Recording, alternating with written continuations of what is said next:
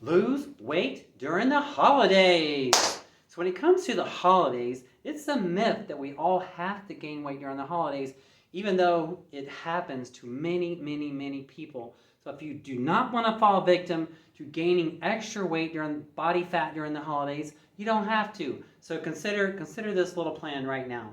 Just if you could first have a clear, specific goal, know exactly what it is you want with your body.